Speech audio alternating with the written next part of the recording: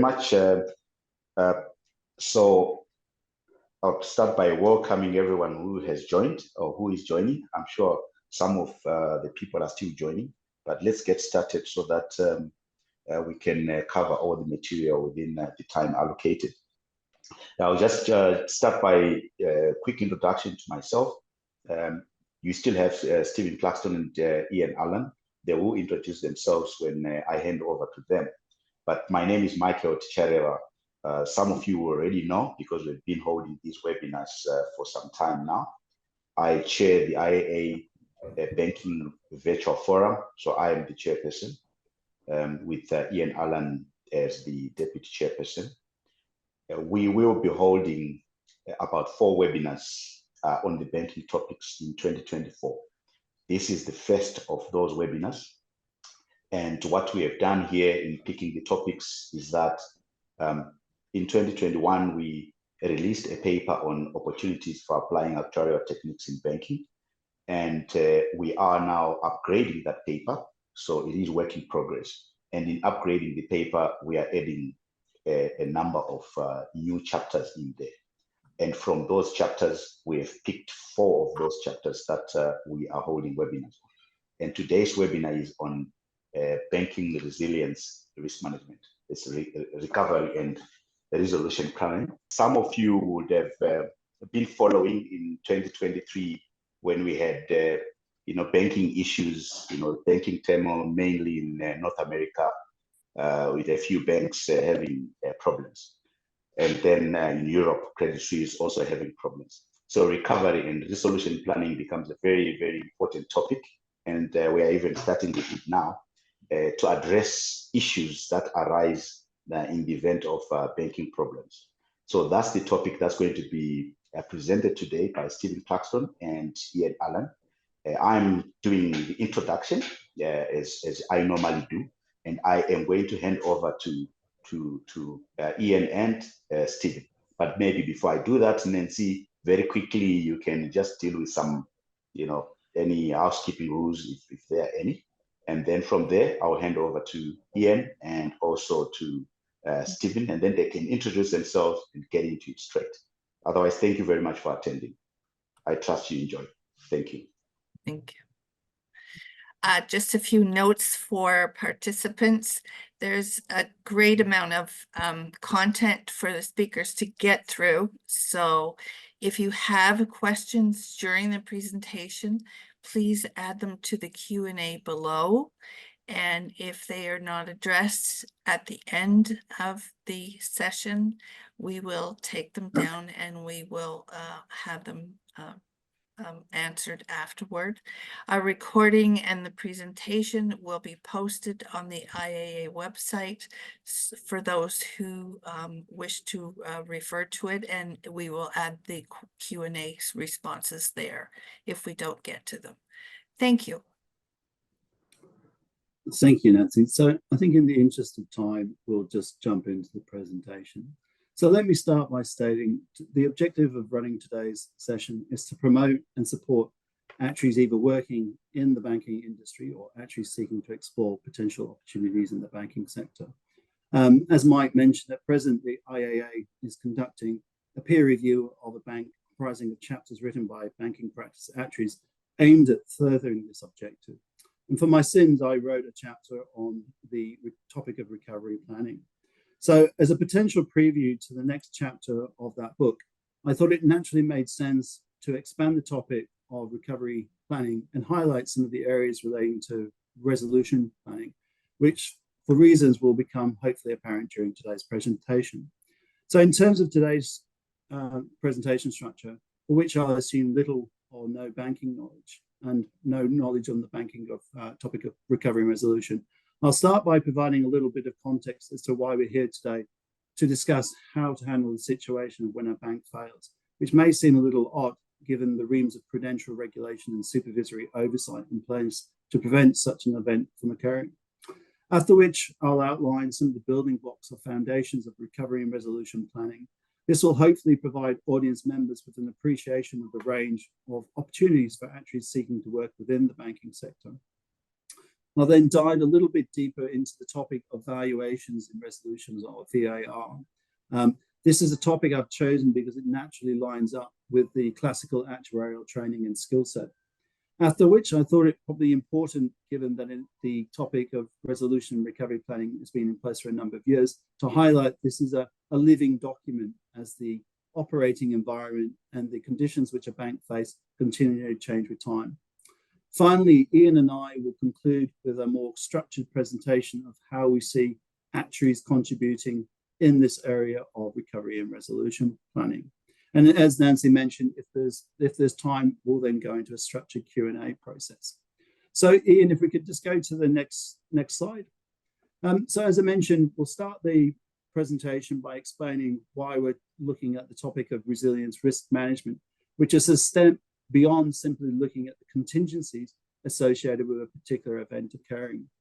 So if we jump to the next slide, for those of you not necessarily working in the area of prudential regulation, a statement made by the UK's PRA, which states it's not our role to ensure that no firm fails, may come as a little bit of a surprise. So the question naturally arises, why would such a statement be made? Well, the answer lies in the fact that the objectives in general of a prudential regulator are as follows. One is to promote financial system stability. Two, financial safety for deposit holders. And three, promote balance and efficiency, competition, contestability, and competitive neutrality. So when we look at the third objective, namely efficiency, this is the predominant reason as to why the regulatory environment permits for banking failures. As if it was to set a zero tolerance towards firm failures, the capital requirements to support such an objective would be grossly inefficient and not support a reasonable rate of return for providers of capital. Now, Ian, given that you're based in the UK and I'm talking to a specific PRA standard, I wonder whether you'd like to provide a little bit more insight into the UK environment. Thanks, Steve. Working in the UK, I think the PRA has done a pretty good job, or a very good job, since it was established in 2013. It provides guidance in papers like this. And doing work similar to you, I've had a number of smaller banks with recovery resolution and other things. I found it interesting and useful to read this guidance before I start on the task. It's very well written, easy to read. You can read it on the bus home. Yep. In chapter 2 of this paper, the PRA talks about this approach, which is of interest to us as actuaries. It says it should be judgment-based, forward-looking, and focus on key risk. That is, the PRA's approach, like other central banks, is principle-based, not rule-based. That's different from the Basel regulations, which minimum standards, which are rules and are rather fragmented and rather encourage compliance. So the PRA's approach is very good, and I've enjoyed working in that framework. But in this paper, you've taken the page here on resolution, which I think is really important. As Michael said, it was quite a shock last year to see how quickly banks went straight from business as usual to resolution, with the outflow of deposits being so rapid in an age of online deposits and social media comment. So although I appreciate all the work you did in the previous chapter on recovery, I think it is important today to focus more on resolution. Thanks, Steve. Thanks, Ian. So if we go on to the next slide.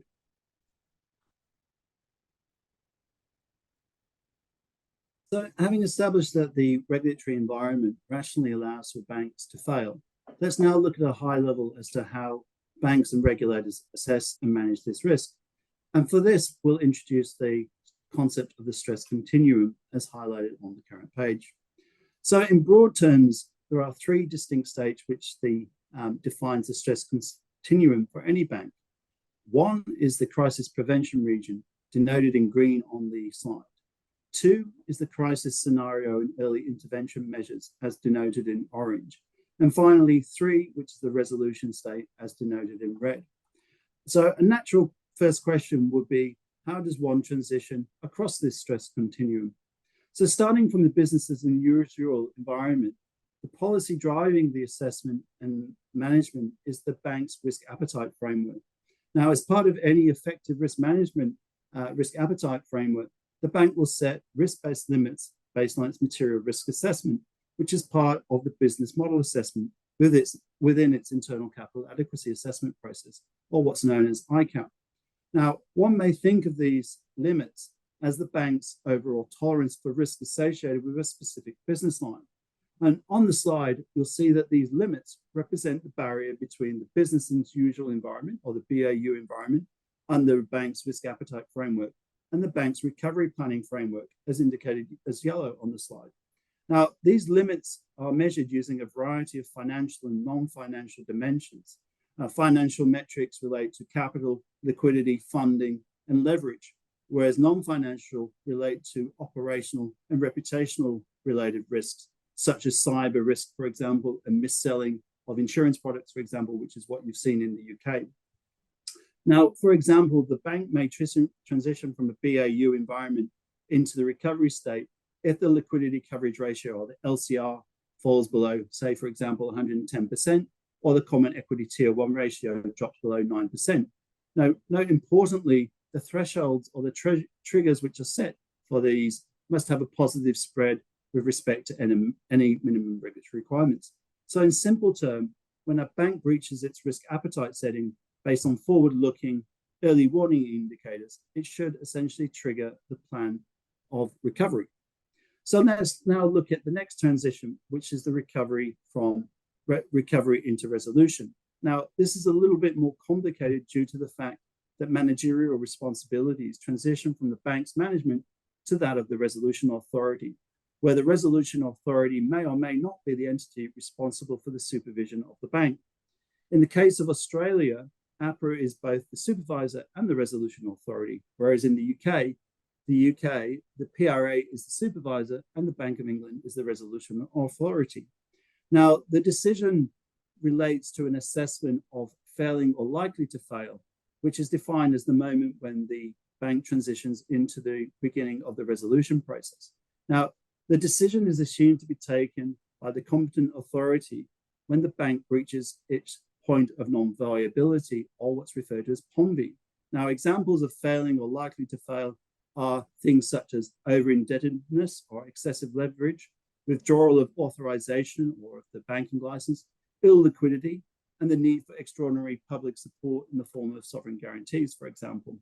Now, an important distinction between the transition from BAU to recovery plan trigger and from recovery into resolution is that the latter is not defined by some formulaic function. It's more of a judgmental decision which is driven by the dialogue between the supervisory and the resolution authorities. Now, Ian, I know you have lots of experience in the area of ICAAP and recovery planning. I wondered if you'd like to sort of pass a comment on those transitions, which I've just made reference to. Thanks, Stephen.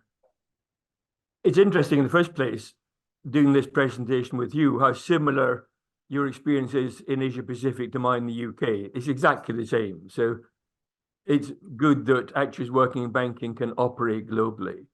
On this slide, on your question, I would highlight in the middle column, in the light blue box, early intervention. You talk about moving from business as usual to recovery. And last year's banking crisis showed the need for that to be done early. Otherwise, your deposits go and the bank's in resolution. And what I found in banking is that management is reluctant to do that. Even though you have metrics and triggers and so on, I found it's difficult to get them to choose to move. So we're looking at the future and learning lessons. The management of banks may be worried that they're going to be, as you say, on probation and reluctant to own up to it. So banks need to be encouraged to bring problems to the regulator early and address them and not hope they'll go away. It's understandably difficult. On moving from into resolution, my experience is, as you say, that the authorities have been very willing to try and find a solution rather than just go into resolution and wind the bank up. Very judgment-based, depends on the circumstances, but it's not, you've done this and this happened, very much in the circumstances at the time. I think once you're in resolution, what happened last year was very impressive. I still worry that there was a reluctance to take the early action that might have avoided the need for resolution. Thanks, Stephen. No, absolutely. Okay, so having outlined a bank's internal approach to assessing and managing the stress continuum, it's worthwhile is now looking at how prudential authorities assess and manage the situation. Okay, so Ian, if we could go to the next slide. So one of the first documents issued by a supranational banking authority on the topic of the stress continuum was the Basel Committee on Banking Supervision, or BCBS's, guidelines for identifying and dealing with weak banks, which was issued in July of 2015, as displayed on the slide. Now, as you'll see from the slide, regulatory authorities, when seeking to identify weak banks, will leverage early warning systems and early warning signals, which aligns with the bank's risk appetite framework. Business model assessment, which forms part of the bank's ICAP, governance and risk management, which maps directly into senior management oversight and accountability, effectiveness of the institution's control functions, such as internal audit, stress testing of the bank's corporate plan, as well as ongoing liquidity stress testing, effectiveness of the bank's MIS and data management requirement, and finally, a review of the bank's recovery plan. So in short, it aligns with the internal identification process, which I've just outlined. So having outlined the identification process, let's now look at the intervention side of the equation. Ian, next slide, please. So on the slide I'm presenting, a couple of extracts from APRA's 2020 Supervision, Risk and Intensity Model, which graphically illustrates, based on a tier system constructed using size, complexity, criticality of functions, substitutability of functions, interconnectedness, and resolvability, that APRA has 5 distinct states when it comes to intervention, ranging from a routine supervision through to the resolution, as depicted on figure 5 on the slide. Now, figure 6 on the lower left-hand side of the slide details the dimensions by which APRA uses to set the level of intensity of the supervision. Now, as you'll see, assuming if you have 2020 vision, that the metrics largely reflect the ones which were contained within the BCBS document, which I previously mentioned. So at this point in time, if you're not actively working within the banking sector, and given the level of policy and process we've just outlined, you might well ask the question, how do bank failures occur in the real world? So let's look at a couple of recent examples, namely the banking crisis from early last year, as triggered by SVB. So if we move to the next slide, Ian. In short, the failure of SVB's business model of lending to tech firms funded by concentrated and largely uninsured deposits, resulted in a confidence crisis in the domestic banking sector, which then went on to trigger additional US bank failures and ultimately the collapse of Credit Suisse in Europe. Now, Ian, I know you and I have previously discussed this topic and were aligned in terms of the underlying root causes for these failures. So I might hand over to you to share your thoughts on this matter. Yeah, so as you say, Stephen, for both Credit Suisse and Silicon Valley Bank, the actual causes were a loss of confidence and deposits just going whoosh, and no time to take action then, no time for recovery into resolution. But that is the end point. The underlying causes had been happening over a period and were quite bank specific, unlike 2008 when there was a system-wide risk.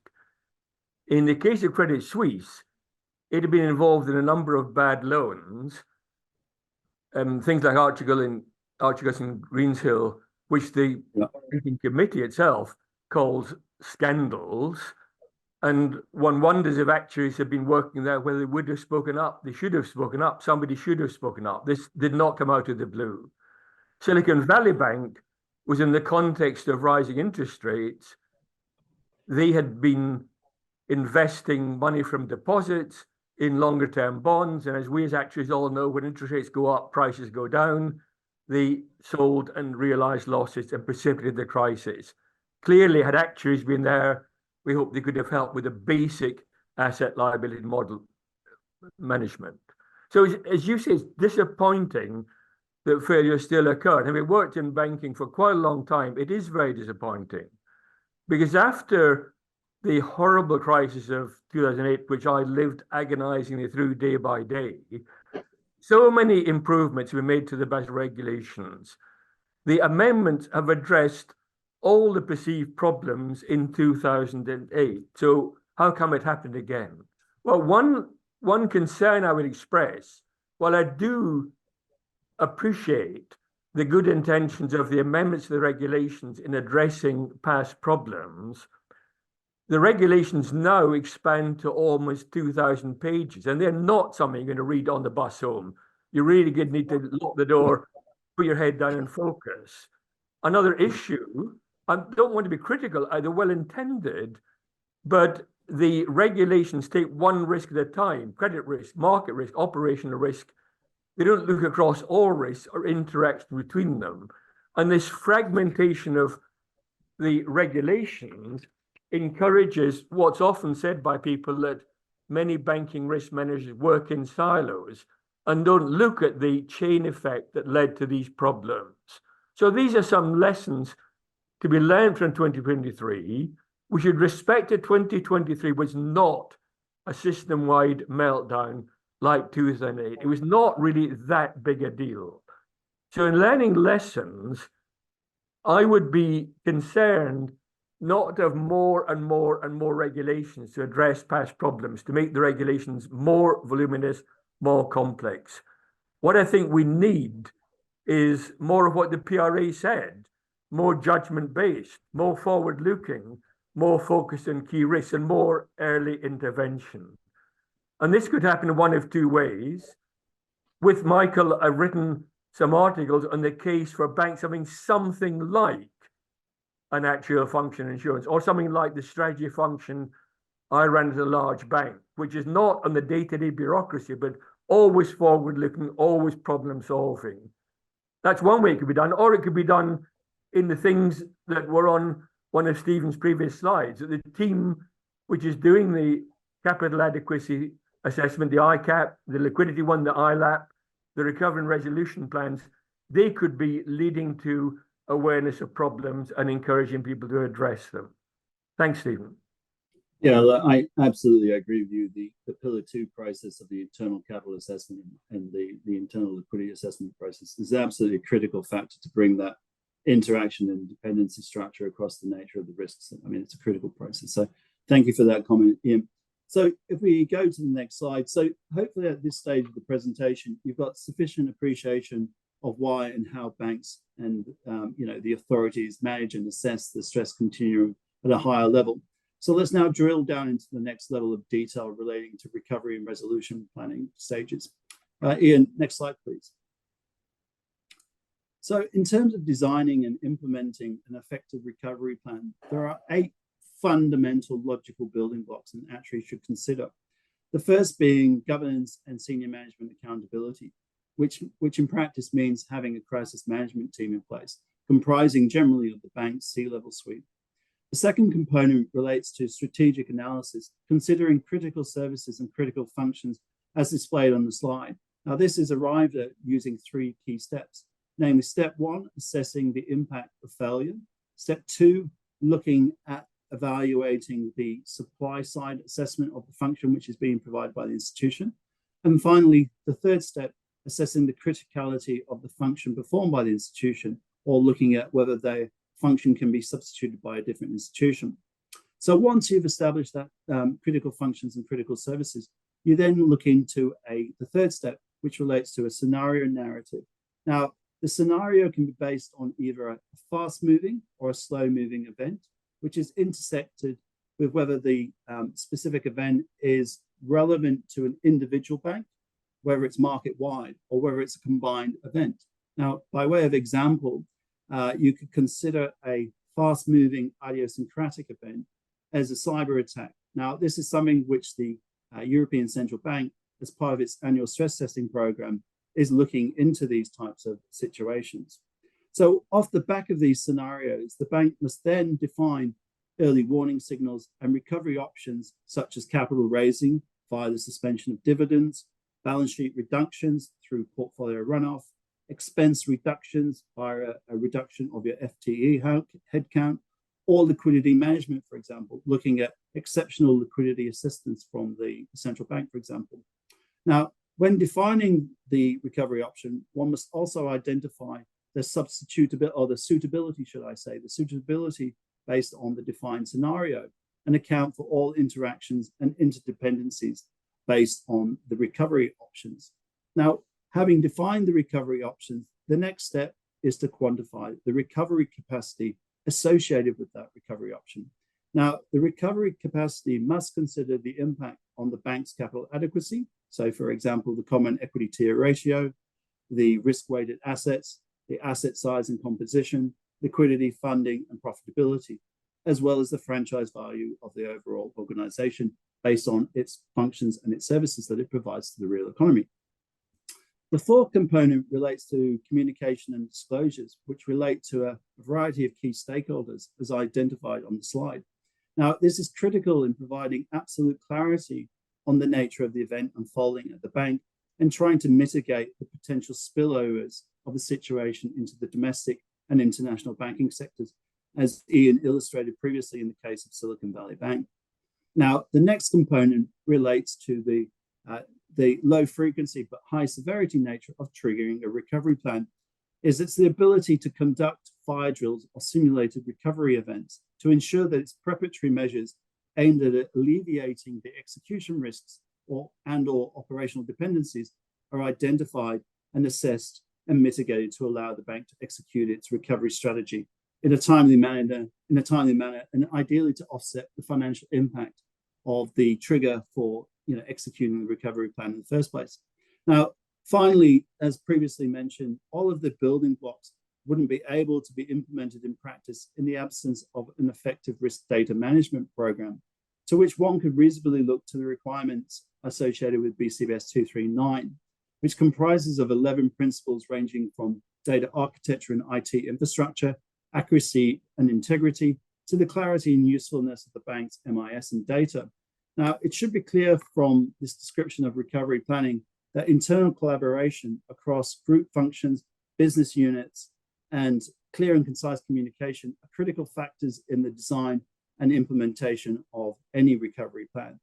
So for those of you on the call interested in exploring in more detail, I would point you to the PRA's document as displayed on the slide. And as I mentioned, the IAA's upcoming banking practice reporting book, which contains a chapter on the topic of recovery planning. Now, Ian, I know you've mentioned before you worked on a number of UK recovery plans. I just wondered if you'd want to sort of comment in terms of the components which I've identified on the slide.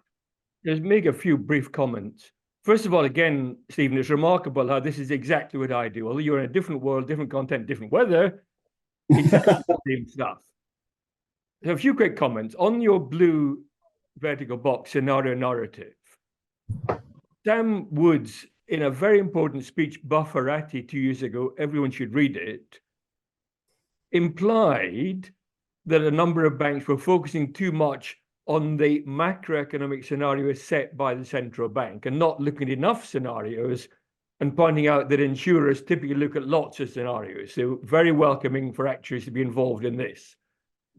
When I've been helping fintechs, other startups entering banking, and I've encouraged them to look at a range of scenarios, some bank specific, could be credit or operation risk, some macroeconomic, geopolitical, and some combined. And I found this very helpful for the board and management, and usefully it has sometimes led to modifications of the business model or the risk appetite to be within a prudent range. So a very useful engagement exercise, looking at multiple scenarios. Secondly, and you're right, you mentioned fire drills. In my experience, I find it frustratingly difficult to get people to take this seriously. It's embarrassing, it's a bit silly, maybe seem a bit childish. But last year showed, and I know from my scars of 2008, you just can't think straight in these circumstances. There's no time you can't think. So I think it's very important to do fire drills, however embarrassing it might be. Thirdly, picking on your indicators and thresholds, picking up the point I made about the reluctance to go from business as usual to recovery, understandable reluctance. I know what you mean about metrics putting you there, and last year would show, as you said, if you're liquidity starting to go wrong, you've got to take action. But what I tried to do with these banks was to take a more overall view, to accept that one metric might be odd for particular reasons and not be end of the world, and to say that if liquidity was in problem, that was a problem. But if a number of metrics were getting into a zone, then in their proposal to the PRA, that would be a trigger for the firm calling its recovery committee and deciding whether to invoke recovery or not, and that would be reported to the PRA. So you might do it differently, but I think we need to be practical about getting a commitment to invoke recovery that is likely to be done in practice. Thanks, Stephen. Yeah, no, absolutely. I think that it needs to be practical and it needs to be implementable, which is that component, I think, around the data requirements, because obviously there's a lot of information and data that's required in this process in a timely manner. Okay, so having looked at the recovery side of the equation, if we could just go to the next slide, Ian, we'll start on the topic of resolution. So we're going to start looking into the building blocks of what the Bank of England calls barriers to resolvabilities. Now, as a starting point, the objectives associated with the design and implementation of a resolution planning framework can be broken into three distinct and mutually reinforcing objectives, namely the first one being the protection of taxpayers' funds from state-funded bailouts, which obviously wasn't the case in the 2007 global financial crisis, which both Ian and I had the pleasure of living through. The second one is the preservation of critical functions and services to the real economy during a period of resolution. Again, something which wasn't necessarily observed during the 2007 GFC. And finally, the containment of risk to the specific financial institution undergoing the resolution event, or limiting contagion effects within the banking sector. So as you've seen from the 2023 crisis, this is still a work in progress because it hasn't effectively worked in practice. Now, from the Bank of England's perspective, these objectives can be achieved via three core pillars. One, the financial resources. Two, continuity and restructuring. And three, coordination and communication. Now, if we then jump into the lowest level of these pillars, we then start looking at the barriers to resolution. So from a financial resources dimension perspective, this can be further refined into a requirement relating to minimum requirements for own funds and eligible liabilities, which relates to the availability of going concern capital in the form of common equity and additional tier 1 capital, for example, preference shares. The quality and quantity of gone concern capital or tier 2 capital, which is available to be bailed in during a resolution weekend to recapitalize the bank. And finally, eligible liabilities, which can be written down on or converted into equity subject to eligibility criteria based on dimensions such as remaining maturity, ownership, subordination, and whether it's an insured or covered deposit status, for example. The next barrier relates to valuations in resolution, which assists the stakeholders across the resolution timeline, namely the lead up to resolution, which assesses the failing or likely to fail criteria, and thus assists with the point of non-viability decision. An economic valuation of assets and liabilities, which aids the resolution strategy. A valuation of the entity's equity post-stabilization during the restructuring period, in the 12 to 18 months post the execution of the resolution strategy. And finally, there is the counterfactual valuation, which is aimed at establishing whether there's no creditor worse off for having gone through a resolution process as opposed to a normal corporate insolvency process. Now, I'll go into more detail on the topic of valuations in the next section. Now, the next barrier along the slide refers to liquidity and resolution, which is aimed in simple terms at ensuring that the institution has sufficient liquidity and funding to continue to provide critical services and critical functions during the resolution period based on the bank's resolution strategy. Now, the remaining barriers are what's referred to as continuity of financial contracts or stays, which relates to mitigating the risk associated with closeout options embedded within various derivative contracts, which may amplify the financial consequences of putting a bank into resolution. Operational continuity and resolution, or OCIR, which covers the policies and the processes relating to the maintenance of critical functions and services during the resolution window. Access to financial market infrastructure, or FMIs, which covers continuity of access to central counterparties, security settlement and payment system, which supports the continuity of those critical services, such as hedging and trading, for example, during the resolution period. Restructuring, which covers how a bank plans to reorganize itself and reposition its strategy to resolve the underlying cause for trigger for resolution. And finally, management, governance and communication, or MGC, which covers how the entity effectively communicates and governs the resolution process with stakeholders ranging from deposit holders, providers of capital, rating agencies, through to external third-party providers of critical services, such as cloud providers, for example. Now, as I say, implicitly, within all of these barriers, there is an MIS and data requirement to ensure that this process can be implemented within a reasonable timeframe. And as you'll see from the slide, the topic of resolution planning requires input from a variety of diverse range of professionals, one of which I believe could be the actuary. So now let's jump into a little bit more detail on the topic of valuation. Ian, if we go to the next slide, please. So we just jumped through to the next slide, Ian. As I mentioned during my overview of the Bank of England's resolvability assessment framework, there are 4 distinct types of valuations which serve a distinct purpose depending on the stage of the resolution process you're at, namely pre-resolution, recapitalization, stabilization, or post-stabilization and restructuring.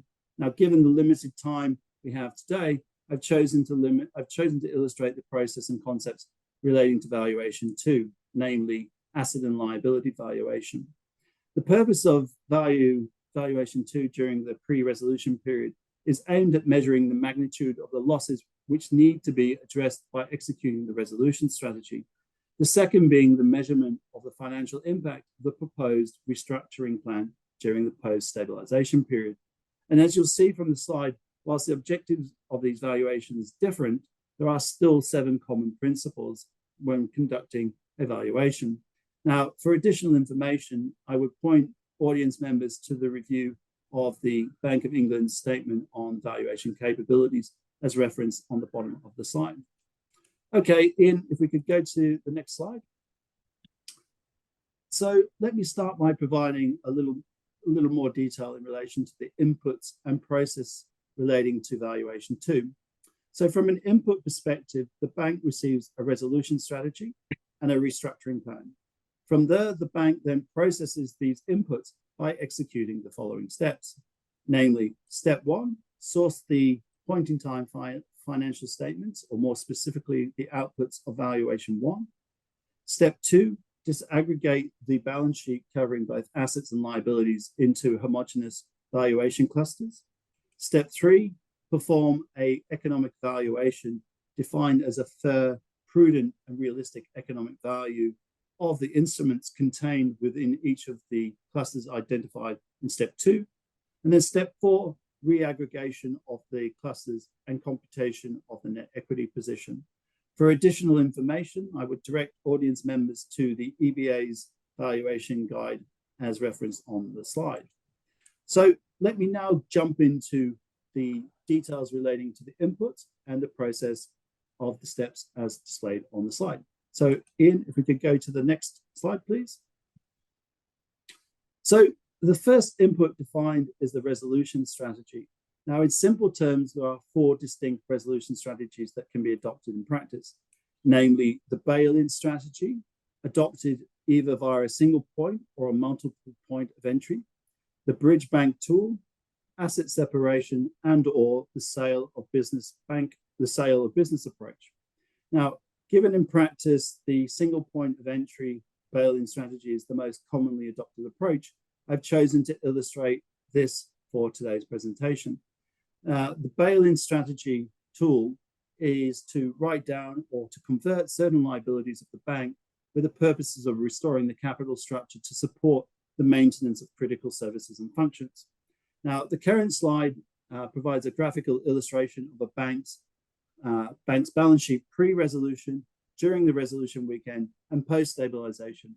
More specifically, it illustrates how common equity and additional Tier 1 capital are written off as going concern capital, and the Tier 2 capital, going concern capital, is converted into equity along with eligible liabilities to stabilize the bank's balance sheet. Now, the quantum of this write-down and conversion is based on the output of valuation 2, where for the purposes where the purpose would be to determine the amount of loss absorption and recapitalization to restore the viability of the institution based on the restructuring plan, capital adequacy, and as per the Basel requirements. So for additional details, I would refer audience members to the Financial Stability Board paper in 2003, the guidance on developing effective resolution strategies, or consult with the SRB reference as displayed on the current slide. Ian, next slide, please.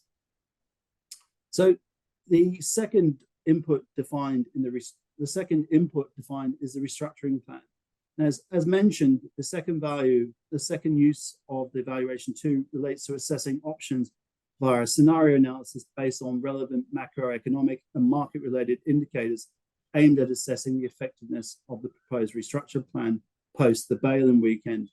The restructuring objective is that once stabilized, as illustrated on the previous slide, the bank are able to restructure their business to address the cause of failure, enable a bank to return to a viable business model that is sustainable in the long run, and ensure that the continuity of banking services and critical functions in the domestic real economy are continued. Now, the current slide illustrates how valuation 2 feeds into this process. So having illustrated the valuation 2 is used, let's now look into the process of how to compute valuation 2.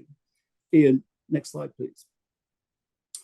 So as mentioned, step 1 is to source the point-in-time financial statements, or more specifically, outputs of valuation 1. To provide some real-world context in terms of the potential balance sheet composition, I've chosen to display ANZ's 2023 balance sheet, given my experience of working in the Australian banking sector. And as you'll see from the left-hand side of the slide, the largest asset cluster based on their balance sheet is loans and advances, of which more than 50% comprises of term loans used to finance the acquisition of housing stock. Furthermore, $707 billion worth of loans and advances, 97% of these are carried at amortized cost, with the residual being fair valued through profit and loss. Whereas on the liability side, the deposits and other borrowings, which primarily comprises of on-demand deposits and term deposits, which represents approximately 80% of the total liabilities. Now, given the materiality of the residential mortgage portfolio in the sample balance sheet and the materiality of the asset class within the overall Australian banking sector, I've chosen to illustrate how to perform a valuation of residential mortgages. Now, before we jump into the specifics of the valuation model, which I've chosen to illustrate via a discounted cash flow model, I'll first illustrate how the asset is priced in order to understand some of the key drivers of the underlying product cash flows. I'll also highlight potential additional valuation clusters. Okay, Ian, if we could go to the next slide, please. As mentioned, step 2 is to disaggregate the balance sheet into homogeneous valuation clusters. And for stated reasons, I've chosen to select the residential mortgage population. So when pricing a residential mortgage, which serves as an input to the economic valuation of the asset, one should consider the cost of funding, which should match the key features of the loan, namely the expected duration of the loan, taking into account not only the contractual terms, but also behavioral assumptions such as pre-settlement and prepayment risk. It should account for credit risk costs, calculated for different homogeneous risk groups, taking into account historical experience of recognizing credit losses, and when relevant, the application of the IFRS 9 expected credit loss model. It should also account for the cost of capital, which should result from the capital allocation in place, and also understanding potential differences between regulatory and economic capital. It should also account for other real costs associated with the loan, inclusive of tax considerations where relevant. And then finally, the level of competition and prevailing market conditions for that type of asset. Now, these components I've just mentioned are graphically represented on the current slide as funding rate and administered rate under the heading of items amortized at amortized cost for consumer loans. Whereas on the right-hand side of the slide, I've displayed a list of potential valuation clusters within the context of loans and advances. Okay, if we can move to the next slide, please. So as mentioned in step 3 is to perform the economic valuation of the instrument contained within the valuation cluster as defined in step 2. A cash flow loan valuation could be performed in a variety of ways, 2 of which include the top-down approach, which involves applying a set of portfolio or sub-portfolio level assumptions, while the second approach is a bottom-up approach, which analyzes individual positions based on facility level information. Now, the decision whether to adopt a top-down or a bottom-up approach is likely to depend on the complexity of lending, whether it's retail versus non-retail, the financial materiality of the exposure, the availability of data and MIS supporting evaluation, and the timeline which is provided to the valuer. Now, in our example of residential mortgages, I'll adopt an approach which straddles somewhere between a top-down and a bottom-up approach, namely that we'll start by identifying a valuation cohort of residential mortgages based on the initial drawdown or a funding month. Furthermore, we'll segment this by whether the loan is an owner-occupier or investor facility, and whether the origination loan to value is less than or equal to 80%. Now, the purpose of this is to further refine the degree of homogeneity within the valuation cluster. Now, figure 6 on the slide shows how to calculate the expected cash flow of the model, which is used into the valuation model, by adding prepayment and credit risk cash flows across default and recovery into the contractual product cash flows. Now, this adjusted contractual cash flow is then discounted back to the date of valuation via an appropriate discount factor in order to compute the net present value of the product cash flows, or what is defined as valuation 2. Now, procedurally, this might look like something as follows. Step 1, source the contractual cash flows based on the defined sub-product cohorts. In a practical sense, this could be achieved by sourcing the bank's IFRS 9 effective interest rate, which is computed on a contractual basis, where the effective interest rate, or the EIR, is defined as the rate of interest that exactly discounts the contractual future cash flows to the gross carrying value of the loan amount, which is held at amortizing cost. Step 2 would be to source the prepayment adjustments. Now, one approach I've seen adopted in practice is to first set the behavioral life assumption based on historical patterns of prepayment and pre-settlements. Once the cohort level behavioral life has been established, the bank would then back solve for a constant prepayment factor or a cash flow acceleration factor, which would then effectively amortize the cohort of loans over the period of the behavioral life. Now, the behavioral life is influenced by a variety of factors such as mortgage product rates, house price appreciation, and embedded product options such as teaser rates, which represent a significant discount relative to prevailing market conditions. Step 3 would be to source the default adjustments. Now, in practice, this is captured via a term structure of forward probabilities of default, which should be forward-looking in nature based on projected market factors and the seasoning profile associated with the residential mortgage portfolio. Now, this could be captured through a Nelson-Siegel function, which captures the level, slope, and curvature associated with the relative default risk profile. Now, in practice, this should align with the default term structure, which is used as part of the bank's IFRS 9 expected credit loss or impairment computation. Now, this default term structure will then be multiplied by the loss given default term structure, accounting for time to recover to lower essentially the absolute cash flow, which is then used as an input into the discounted cash flow model. Now, the final step is to then source the discount factors as displayed on the current slide. Now, these discount factors represent the weighted average cost of capital based on the entity seeking to acquire the portfolio of mortgages. Now, you'll see that I've highlighted loss given default and time to recover parameters as I'll go into a little bit more detail as to these underlying parameters on the next 2 slides.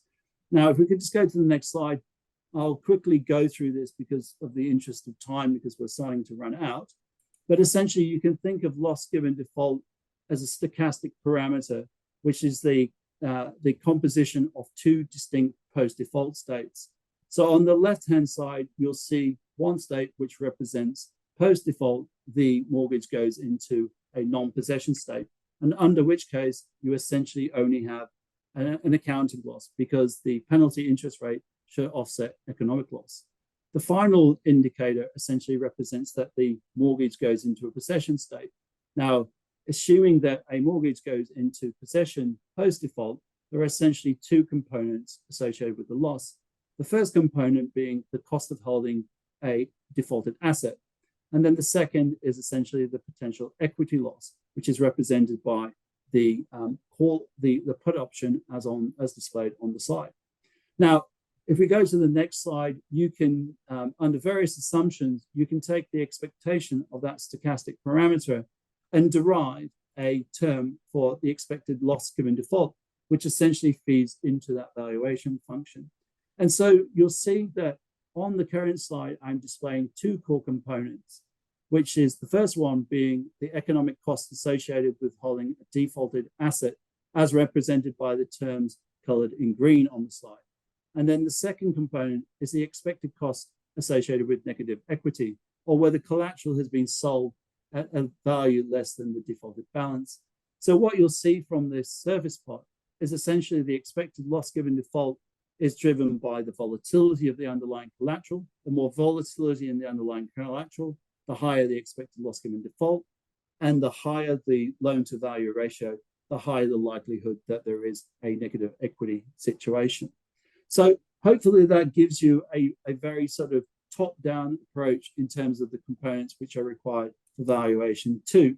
Now, in the interest of time, Ian, I think we might just skip the future direction of the recovery and resolution planning and jump into a topic which I think probably people on the call are most interested in discussing, which is the topic of what is the role for opportunities for actuaries in banking. Now, you and I have both discussed this at some length, Ian. So if we go to the philosophical posing statue, I think, systemically important banks operate their recovery and resolution plans within a multidisciplinary team setting.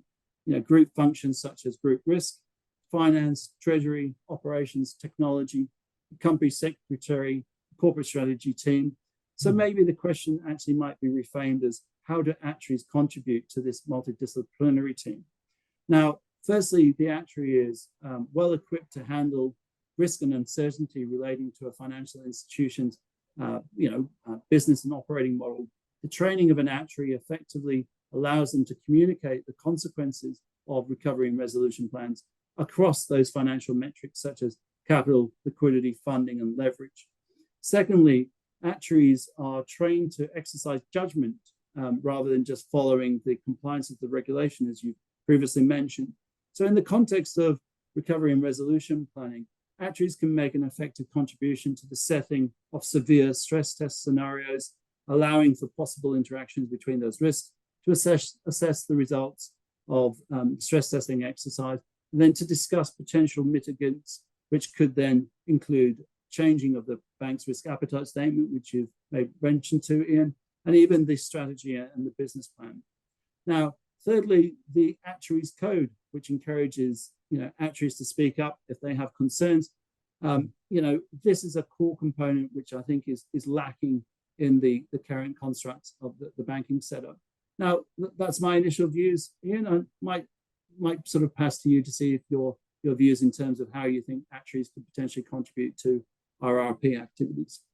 Yes, I've written papers in this. It's remarkable how similar our views are from the different contexts we work in. But to repeat the point that in banking, we work in multidisciplinary teams. Sometimes I hear actuaries in the UK talking about whether actuaries are better than bankers or better the other way. It's not relevant. You work in a team. What complementary skills can you bring to that team? You need genuine diversity. When you're facing economic and geopolitical risks, you need a range of views and setting the risk appetite statement and so on. So we're talking about complementary skills. And as you say, And in the papers I've written, I really do agree. First of all, enterprise-wide. The nature of the Basel regulations reinforces this tendency of banking risk managers to operate in silos. They know a lot about credit risk or market risk or operational risk, but they may be in a silo. We may know less than them about some of these areas, we can understand it, but we can join the dots and see the whole picture and the possible interactions between risks that we saw in 2008 and we saw again last year. So across all risks is a key thing. Secondly, we are trained. So understanding and judgment, as you said, is a core skill. Many of us enjoy understanding things properly and making judgments about them. We don't want to be critical of banking, but the history is very much compliance. If you've got 1,882 pages of Basel regulations, it does push you towards compliance with the regulations. Thirdly, on speaking up, whistleblowing can be life-threatening and a very horrible experience. We're not talking about that. We're talking about constructive expression of concerns, suggestions of solutions, working in the team. So I think if you and I went around this afternoon, Stephen, to see Sam Woods at the PRA, he would not be at all surprised that we mentioned these three characteristics where actuaries could bring complementary skills. And I think that the PRA would be pleased if we said we really wanted actuaries to contribute to teams working on ICAPs and ILAPs and recovery and resolution plans, because the PRA has issued Dear CEO letters commenting on the high quality of the financial reporting, but a number of shortcomings in the regulatory reporting.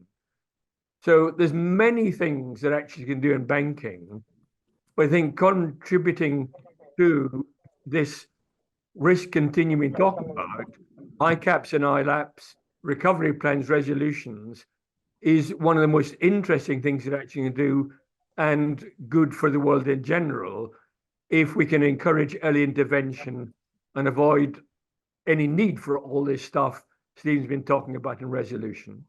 Thanks, Stephen. Look, I think at this stage, just cognizant of time and don't want to go into anyone's time, I've responded to Nikki. I'm happy to respond to your comments around the adoption of Basel III in the US offline. And the other question, I pass my email address. If you want to send me an email, happy to show the slides after the call. So Nancy, I think it's back over to you just to close out the session. Sure. Thank you everyone for joining. If you have any further questions, by all means, send them to me. I will pick them up and forward them on your behalf. And we thank the speakers today, and the recording and presentation will be posted on the IAA website as usual. Thank you very much, everyone. Thank you. Yep.